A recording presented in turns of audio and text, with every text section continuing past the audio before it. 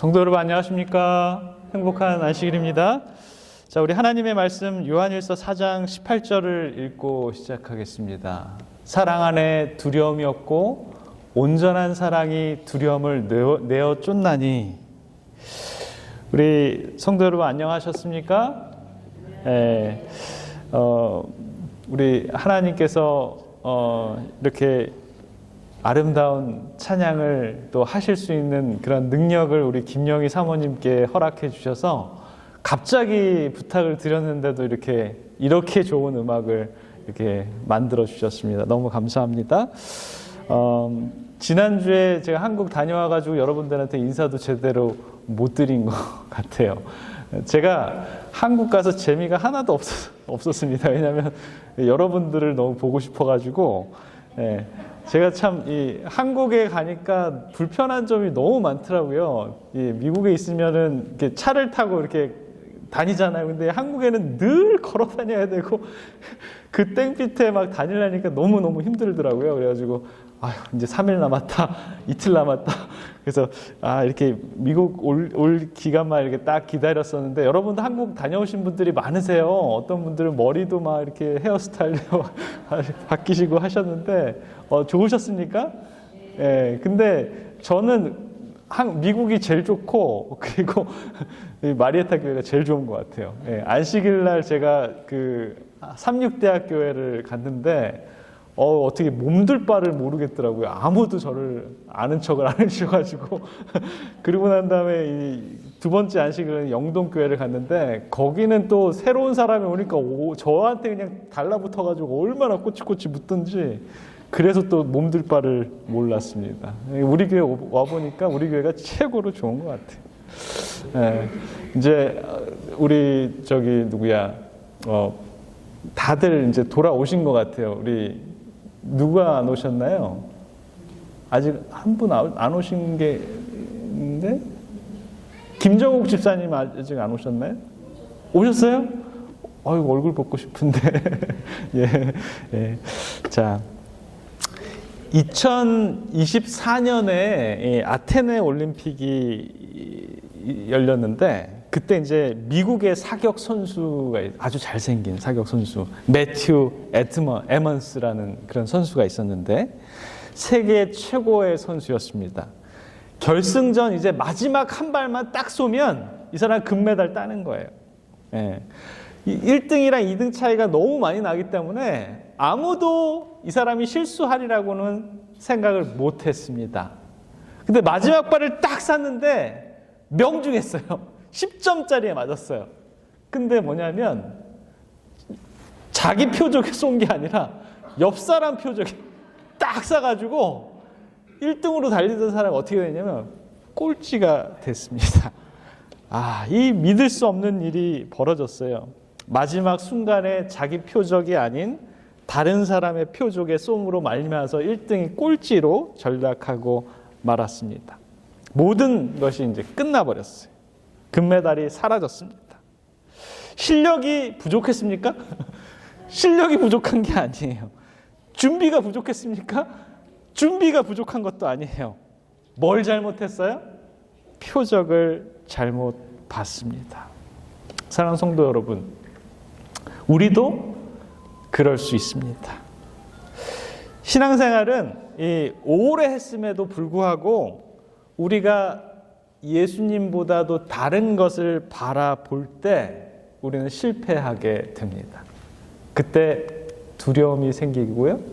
그때 염려가 생기고 그때 불안함이 생깁니다. 여러분 한번 솔직히 한번 말씀해 보세요.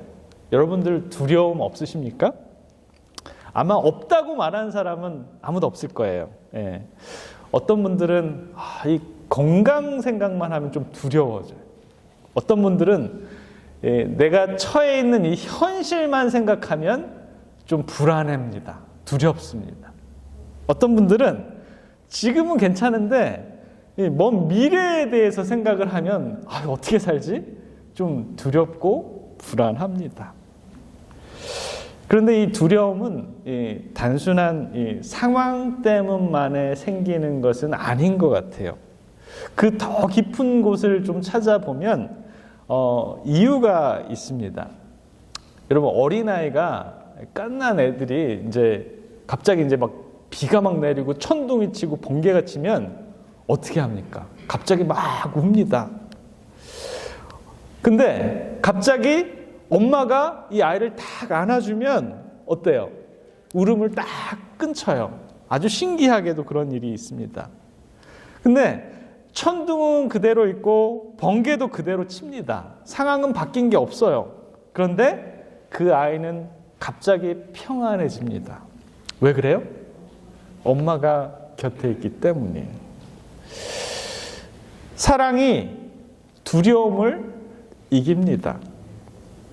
사랑하는 성도 여러분, 문제가 없어서 평안해진 것이 아니에요. 문제는 늘 있습니다. 그러나 하나님께서 계심을 알고 우리가 그리스도인으로서 그 의지하는 믿음을 하나님께 놨을 때 우리에게 평안이 찾아온 것입니다. 이 믿음의 노독 중에 가장 고생을 많이 한 사람 하면 욥도 있겠지만 저는 이 다윗이라고 생각합니다. 이 다윗이 얼마나 힘들었냐면 이런 말을 해요. 내가 사망의 음침한 골짜기로 다닐지라도 해를 두려워하지 않을 것은 주께서 나와 함께 하심이라. 이 다윗에게 놓여진 그 상황이 어땠어요? 막 사망의 음침한 골짜기를 다니는 것 같은 그런 염려, 불안, 두려움, 고통이 있었다라는 것입니다. 그런데 왜 불안하지 않아요? 왜요? 주께서 나와 함께 하신다라는 뭐가 있었어요? 믿음이 있었기 때문에 그는 이 상황을, 두려움을 극복할 수 있었다라는 것입니다. 어쩌면 이 다윗과 하나님과의 그 관계가, 그 사랑이 두려움을 몰아냈다라는 것입니다. 그렇다면 하나님은 정말 나를, 저와 여러분들을 하나님 사랑하십니까? 안 사랑하세요? 사랑하십니까? 사랑해요? 근데 우리는 좀 이렇게 그게 없어, 좀. 하나님 분명히 사랑하시는데 사랑하시나 안 하시나? 하나님 정말 나를 사랑하신다라는 걸 우리가 어떻게 알 수 있을까요? 여러분, 그 하나님이 사랑한다라는 그런 감정이 이렇게 딱 느껴지십니까? 아니면 이렇게 느낌이 옵니까? 아니에요. 이 하나님이 우리를 사랑하신다라는 사건이 있었습니다. 역사적인 사실이 있었습니다. 뭐예요? 바로 갈바리 십자가였습니다. 요한일서 4장 19절에 보면 우리가 사랑함은 그가 먼저 우리를 사랑하셨음이니라 라는 말씀이 있습니다. 우리가 하나님을 먼저 찾아간 것이 아니라 하나님 먼저 우리에게 찾아오셨습니다. 우리가 하나님을 사랑한 것이 아니라 하나님 먼저 우리를 사랑해 주셨습니다. 사랑하는 성도 여러분, 하나님은 그냥 내가 너를 사랑한다 라고 말만 하시는 분이 아니에요. 독생자를 주시고 그 독생자가 채찍에 맞게 하고 가시 면류관에 쓰게 하고 이 십자가에 못 박히는 그 고통을 받으면서 십자가에서 죽기까지 피 흘리는 것을 저와 여러분들에게 허락해 주셨다라는 것입니다. 예수님께서 이 겟세마네 동산에서 이 십자가 가시기 전에 정말 피땀 흘리면서 기도하셨습니다. 뭐라고 기도하셨냐면, 아버지여, 할만하시거든 이 잔을 내게서 지나가게 하옵소서. 예수님께서 십자가로 가는 게 좋으셨을까요? 아니셨을 거예요. 예수님도 십자가가 두려우셨을 것입니다. 예수님도 그 고통이 정말 무서웠을 거예요. 그러나 끝끝내 예수님은 십자가를 선택하셨습니다. 왜 그러셨을까요? 저와 여러분들을 사랑하셨기 때문입니다. 그래서 이 십자가는 단순한 형벌의 장소가 아니라 하나님의 사랑이 가장 선명하게 드러난 장소가 바로 이 십자가입니다. 하나님이 우리를 사랑하는 거 우리가 어떻게 알아요? 십자가를 보면 압니다. 그리고 하나님은 오늘도 우리에게 말씀하십니다. 내가 너를 사랑한다. 내가 너를 사랑한다. 우리가 죄를 지었어도 우리 하나님 우리를 사랑하세요. 여러분들이 잘못해서 실패했어도 하나님 우리를 사랑하십니다. 우리가 때로는 넘어집니다. 때로는 그분을 배반할 때도 있습니다. 그래도 우리를 사랑하십니다. 그래서 우리가 어렵고 힘들 때마다 뭘 바라보면 십자가를 바라보면 왠지 모르게 우리 마음속에 있는 두려움이 사라집니다. 왜냐하면 십자가는 하나님께서 나를 절대로 포기하지 않으신다라는 명확한 증거이기 때문입니다. 여러분 그 사랑을 믿으십니까? 네. 십자가의 사랑을 경험한 사람은 변해야 됩니다. 그게 결론이에요. 십자가의 사랑을 느끼고 경험한 사람은 변해야 됩니다. 왜냐하면 하나님의 사랑은 변화시키는 힘이 있기 때문이에요. 여러분 한번 잘 들어보세요. 사람을 억지로 바꿀 수 있을까요? 아니요. 바꾸기 힘들어요. 사람 진짜 바꾸기 힘듭니다. 막 이렇게 하면서 협박을 하면 그 사람이 바뀔까요? 안 바뀌어요. 근데 하나님의 사랑이 그 사람을 바꿔 놓습니다. 사랑은 하나님의 마음을 움직입니다. 생각을 바뀌게 하고요. 행동을 바뀌게 합니다. 해리라는 이 젊은 이 아가씨가 있었는데 이 첫 직장이 뭐였냐면 남의 집에 이 가정부로 들어가서 일하는 그런 잡을 잡았어요.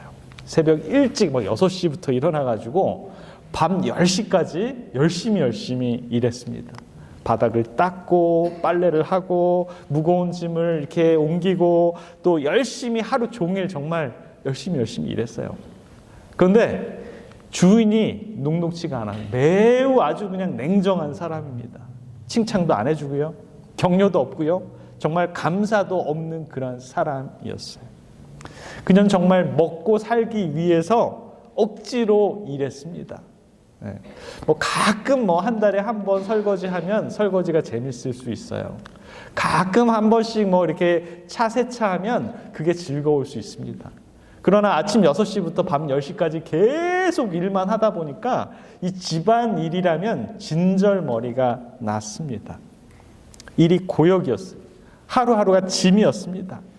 그런데 이 여인이 한 청년을 만나게 돼요. 그를 사랑하게 됩니다. 그리고 결혼을 해서 새 가정을 꾸미게 됐어요. 새 가정을 꾸미게 됐는데 이 여인한테 놀라운 일이 생기게 된 거예요. 새벽 6시부터 밤 10시까지 했던 그 집안일이 아주 진절머리가 났는데 사랑하는 사람이 있는 그 집에서 일을 하게 되니까 이게 왜 이렇게 즐거워요? 바닥을 닦는데도 이 먼지 하나하나가 너무 이뻐 보이는 거예요. 설거지를, 이거 우리 남편이 먹은 그릇을 닦는데 이게 왜 이렇게 기쁜지 모르는 거예요. 이 정말 실증의 장소가 기쁨의 장소가 되었습니다. 같은 설거지인데도 달랐어요. 같은 청소인데도 달랐습니다. 왜 달라졌을까요? 왜 이 여자를 바꾸게 만들었을까요? 사랑이 모든 것을 바꿔놨습니다. 사랑하는 성도 여러분, 우리의 신앙도 그런 것 같습니다. 사랑 없이 신앙은 굉장히 무거운 것 같아요. 기도도 의무 같습니다. 예배도 일주일에 한 번 이건 드리기 싫은데 그러면서 오는 그런 의무 같아요. 봉사도 뭐 그냥 억지로 합니다. 순종도 강요에 의해서 일어납니다. 그런데 이게 사랑하게 되면 우리 주님이 우리를 위해서 십자가에서 내 생명을 구해 주셨다라는 그 기쁨과 감격을 느끼는 순간 기도가 기쁨이 됩니다. 야, 하나님 저랑 대화해 주실 수 있어서 너무 감사합니다. 그리고 이 예배가 기다려집니다. 그리고 봉사하는 이 모든 것들이 야, 내가 이렇게 교회에서 일할 수 있는 것이 정말 특권이구나 라고 이렇게 생각돼진다라는 것입니다. 종로의 계단 45페이지에 보면 그리스도에 대한 사랑이 모든 행동의 원동력이 될 것이다. 우리 모든 마리에타 믿음의 성도님들이 하나님의 사랑으로 말미암아서 이 십자가의 그 고귀한 그 기쁨을 느끼게 됨으로 말미암아서 이 그리스도에 대한 사랑이 우리의 모든 행동의 새로운 시발점과 원동력이 되기를 간절히 기원합니다. 이 말씀이 얼마나 아름다운 것 같아요. 하나님께서 원하시는 것은 이 억지 순종이 아닙니다. 사랑에서 나오는 이 자유로운 그런 순종과 예배와 기도와 찬양이 되어질 때 하나님께서 정말 우리의 그 사랑을 받아 주실 것 같아요. 제가 목회를 하면서 이런 모습들을 정말 자주 보게 됩니다. 누가 시키지도 않았는데 막 이 교회 일을 너무너무 즐겁게 하는 그런 분들이 있는가 하면 그렇지 못한 분들이 있어요. 그 딱 명확한 기준이 뭐냐면 하나님의 사랑을 체험한 분은 이게 너무 즐거운 거예요. 아무도 알아주지 않아도 칭찬받지 않아도 아무 보상이 없어도 너무 즐겁게 너무 기쁘게 이 일을 할 수 있다라는 것입니다. 왜냐하면 예수님이 너무 좋기 때문에 주님의 사랑이 너무 기쁘기 때문에 이렇게밖에 할 수 없다라는 것입니다. 사랑하는 성도 여러분, 오늘 우리 자신을 다시 한번 바라보시기 바랍니다. 내가 뭐 때문에 지금 신앙생활을 하고 있지? 내가 계속 지금 수십 년 동안 하는 그 습관 때문에 지금 교회에 나오는 건가? 아니면 체면 때문인가? 아니면 예수님 때문인가? 아니면 그분의 사랑인가? 그 사랑이 다시 우리의 마음을 회복하시기를 간절히 기원합니다. 요한복음 4장 20절에 보면 요한은 오늘 우리에게 이런 강력한 말씀을 합니다. 누구든지 하나님을 사랑하노라 하고 그 형제를 미워하면 이는 거짓말하는 자니. 여러분, 이 말씀이 그냥 이 성경책으로 우리는 많이 봤어요. 그죠? 누구든지 하나님을 사랑하노라고 하고 그 형제를 미워하는 이는 거짓말하는 자다. 이 말이 상당히 충격적입니다. 왜냐하면 하나님의 사랑과 형제의 사랑은 분리될 수 없다라고 이렇게 결론을 짓습니다. 하나님의 사랑과 형제의 사랑이 분리될 수 없다. 어떤 사람은 이런 말을 해요. 어떤 사람이 아니라 우리 대부분이 정말 하나님을 사랑합니다. 여러분, 혹시 이 자리에 앉아 계시는 분 중에 하나님 사랑 안 하시는 분 있으세요? 나는 하나님 절대 사랑 못하겠다. 다 사랑하시죠? 우리 다 사랑합니다. 그죠? 우리는 하나님을 다 사랑하는데 사람은 싫어해요. 꼴보기 싫은 사람이 있어요. 그죠? 그리고 가끔씩은 교회도 싫습니다. 내 마음속에 뭐가 안 돼요? 용서하기가 싫은 거예요. 화해하기도 싫습니다. 그러면서도 우리는 하나님은 사랑한다라고 얘기를 해요. 맞죠? 왜 그럴까요? 왜 우리는 이중적일까요? 그런 성경은 그렇게 말하지 않습니다. 보이는 형제를 사랑하지 못하면 보이지 않는 하나님을 사랑할 수 없다라고 얘기합니다. 예수님께서도 이렇게 말씀하십니다. 너희가 서로 사랑하면 이로써 모든 사람이 너희가 내 제자인 줄 알리라 라고 이렇게 하나님 사랑한다라고만 하지 말고 뭐 하라는 거예요? 서로 사랑하라고 이렇게 얘기합니다. 서로 사랑하면 그때 모든 사람이 너희가 내 제자인 줄을 안다라고 이렇게 얘기합니다. 우리 마음속에 우리 형제를, 가족들을, 친척들을, 친구들을 사랑하는 마음이 없으면 저와 여러분들은 절대 그분의 제자가 될 수 없다라는 것입니다. 여러분, 세상은 우리의 교리를 먼저 보지 않습니다. 세상은 우리의 사랑을 먼저 봅니다. 우리 교회가 어떤 교회가 되어야 할까요? 우리 교회는 이 상처 입은 사람들을 이게 감싸 안아줄 수 있는 그런 위로할 수 있는 그런 교회가 되면 참 좋겠죠. 눈물 흘리는 사람이 와서 정말 위로와 안식을 얻는 그런 교회가 되면 참 좋을 것 같습니다. 실패한 사람들이 와서 다시 일어날 수 있는 그런 원기를 회복할 수 있는 그런 교회가 되면 참 좋을 것 같습니다. 정죄보다는 사랑이 충만한 교회, 비판보다는 격려가 많은 교회, 이런 교회가 되어야 되지 않겠습니까? 여러분, 혹시 마음속에 미워하는 그런 마음이 있으십니까? 용서하지 못하는 그런 사람이 있으십니까? 나에게 상처를 준 사람, 그 사람을 생각할 때 예수님께서 나를 용서하신 것처럼 그 사람도 한번 품어 보시기 바랍니다. 그것이 십자가의 사랑입니다. 우리가 교회를 보면 교회는 완벽한 사람이 모이는 교회가 아닙니다. 용서받은 사람들이 모인 곳이. 그래서 우리는 서로를 품어야 되고요. 서로를 이해해야 되고요. 서로를 위해서 기도해 줘야 되고요. 서로를 사랑해야 됩니다. 그것이 바로 하나님의 나라의 모습입니다. 이게 안 되기 때문에 우리는 이걸 해야 됩니다. 우리는 오늘 처음에 시작할 때 요한일서 4장 18절을 읽었어요. 사랑 안에 두려움이 없고 온전한 사랑이 두려움을 내어 쫓나니 라고 이렇게 얘기합니다. 여러분 한번 생각해 보세요. 우리의 삶을 가장 힘들게 만드는 것이 무엇이었습니까? 많은 경우에 이 문제 자체가 아닙니다. 두려움이에요, 두려움.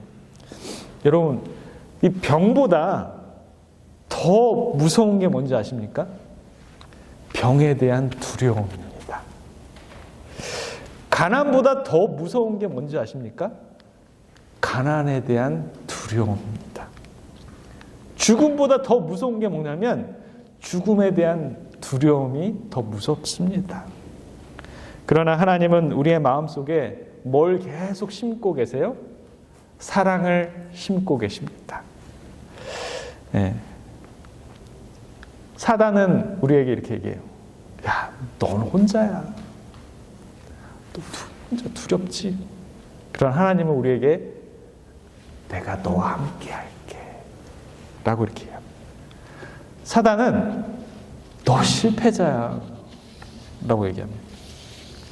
그러나 하나님께서는 나는 너를 여전히 사랑한다 라고 말합니다. 사단은 우리에게 얘기합니다. 너 끝났어. 그러나 하나님은 우리에게 나는 결코 너를 버리지 아니하겠다 라고 얘기합니다. 그래서 저와 여러분들에게는 뭐가 중요합니까? 십자가가 정말 중요합니다. 십자가는 하나님께서 지금도 우리에게 하시는 그 사랑의 고백입니다. 십자가는 저와 여러분들에게 내가 너를 사랑한다. 내가 너를 안다. 내가 너를 포기하지 않는다. 내가 너를 끝까지 붙들겠다. 라고 우리들에게 말하는 것이 저와 여러분들의 십자가입니다. 저는 성경을 읽을 때 참 위로가 되는 사람이 한 명 있는데 그 사람이 누구냐면 베드로예요. 베드로가 참 정말 어떤 사람입니까? 예수님을 가장 사랑한다라고 이렇게 큰 소리 쳤던 사람이에요. 주여, 모든 사람들이 주를 버릴지라도 저는 버리지 않겠습니다. 라고 이렇게 얘기해놓고 어때요? 결국 예수님을 3번이나 부인하고 나니까 닭이 딱 울렸어요. 그때 자기는 딱 느낍니다. 그 순간 무너져 내립니다. 야, 나는 끝났다. 나는 실패했다. 나는 더 이상 예수님의 제자가 될 수 없을 것 같아. 그는 그렇게 생각했습니다. 그런데 부활하신 예수님께서 베드로를 찾아오셨어요. 그리고 뭐라고 물으셨을까요? 베드로야, 너 왜 나 부인했니? 라고 물으셨을까요? 왜 실패했니? 라고 물으셨을까요? 왜 나를 버렸어? 라고 물으셨을까요? 예수님은 딱 한 가지를 물어보셨습니다. 요한의 아들 시몬아, 내가 나를 사랑하느냐? 여러분, 예수님은 베드로의 실패보다 베드로를 더 사랑해 주셨습니다. 베드로의 과거보다 베드로의 미래를 보셨습니다. 예수님은 베드로의 죄보다 베드로를 향한 그 사랑이 더 크셨습니다. 저는 이 베드로를 보면서 주님, 저도 그렇게 좀 해주세요. 그래서 베드로가 회복됐습니다. 그래서 베드로는 다시 일어날 수 있었고요. 베드로는 다시 초대 교회의 위대한 지도자가 될 수 있었습니다. 사랑하는 성도 여러분, 하나님의 사랑은 베드로를 포기하지 않았습니다. 저와 여러분들도 절대 포기하지 않으실 것입니다. 우리가 실패했어도 그분은 여전히 우리를 사랑하실 거고요. 우리가 넘어졌어도 계속 사랑해 주실 거고요. 저희가 비록 강하지 못하고 약할지라도 그분께서는 끊임없이 우리를 놓지 않으실 것입니다. 그래서 이 사랑이 두려움을 쫓아내는 것입니다. 오늘 예수님께서 저와 여러분들에게 똑같은 질문을 하실 것입니다. 나는 여전히 너를 사랑한다. 그런데 너는 나를 사랑하느냐? 라고 베드로에게 했던 질문을 저와 여러분들에게 똑같이 하실 것입니다. 제가 이런 글을 읽었어요. 이 연탄에 관한 글입니다. 연탄. 저 어렸을 때만 해도 겨울만 되면 그 연탄을 이렇게 손으로 그 연탄 구루마로 해가지고 연탄을 이렇게 손으로 나르고 했던 게 아직도 기억나고, 그때 이제 아침에 일어나 보니까 어머니가 저한테 김치 국물을 마시고 있던 연탄가스에 중독이 돼서 우리 가족 모두가 해롱해롱 때 어머니가 이제 저한테 김치국을 마시고, 그때가 6살이었던 것 같아요. 연탄은 자신을 태워 다른 사람을 따뜻하게 합니다. 그리고 마지막에는 자신을 부수어 얼음길 위에 뿌려집니다. 우리 동네가 그랬어요. 우리 동네 흙바닥이었는데 겨울만 되면 눈이 오기 전에 집집마다 연탄을 이렇게 쫙 뿌리는 거예요. 그래가지고 밟고 지나가면 그 희한하게도 이 빙판길에 그 연탄 때문에 미끄럽지 않았던 그런 기억이 있습니다. 자신은 사라지지만 누군가는 넘어지지 않는 것이죠. 여러분, 예수님께서 그렇게 사셨습니다. 오늘 여러분들은 무엇을 붙들고 살아가고 있습니까? 두려움입니까? 염려입니까? 걱정입니까? 불안입니까? 아니면 십자가입니까? 혹시 오늘도 자녀 때문에 마음이 무거우십니까? 주님께 맡기시기 바랍니다. 혹시 이 건강 때문에 두려우십니까? 주님께 맡기시기 바랍니다. 혹시 경제적인 문제 때문에 밤잠을 이루지 못하십니까? 주님께 맡기시기 바랍니다. 십자가를 바라보시기 바랍니다. 십자가를 하나님께서 여러분들께 사랑하신다는 가장 확실한 그런 증거입니다. 십자가는 하나님께서 여러분들을 버리지 않으신다라는 가장 확실한 약속입니다. 십자가는 하나님께서 저와 여러분들을 위한 그런 보물입니다. 우리가 하나님을 붙드는 것이 아니라 하나님께서 우리를 붙들고 계시다라는 것, 여러분 끝까지 믿으시는 저와 여러분들이 되시길 바라면서 말씀을 마치겠습니다.